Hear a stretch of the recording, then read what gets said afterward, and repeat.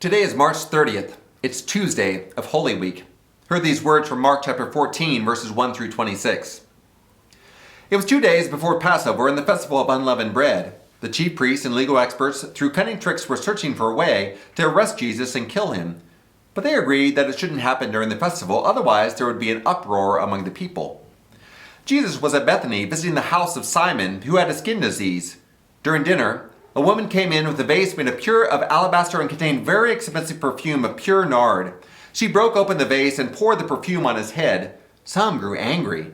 They said to each other, "Why waste the perfume? This perfume could have been sold for almost a year's pay and the money given to the poor." And they scolded her.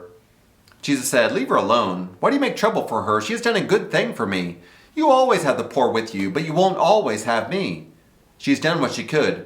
She has anointed my body ahead of time for burial. I tell you the truth, that wherever in the world the good news is announced, what she's done will also be told in memory of her."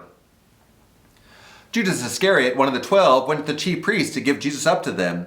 When they heard it, they were delighted and promised to give him money. So he started looking for an opportunity to turn him in. On the first day of the festival of unleavened bread, when the Passover lamb was sacrificed, the disciples said to Jesus, "Where do you want us to prepare for you to eat the Passover meal?" He sent 2 of his disciples and said to them, "Go into the city. A man carrying a water jar will meet you. Follow him. Wherever he enters, say to the owner of the house, 'The teacher asks, where is my guest room where I can eat the Passover meal with my disciples?' He will show you a large room upstairs, already furnished. Prepare for us there." The disciples left, came into the city, found everything just as he had told them, and they prepared the Passover meal. That evening, Jesus arrived with the 12. During the meal, Jesus said, "I assure you that the one of you will betray me, someone eating with me."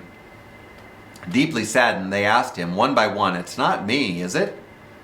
Jesus answered, "It's one of the 12, one who is dipping bread with me into this bowl. The human one goes to his death, just as it is written about him. But how terrible it is for that person who betrays the human one. It would have been better for him if he had never been born." While they were eating, Jesus took bread, blessed it, broke it, and gave it to them and said, "Take, this is my body." He took a cup, gave thanks, and gave it to them, and they all drank from it. He said to them, "This is my blood of the new covenant, which is poured out for many.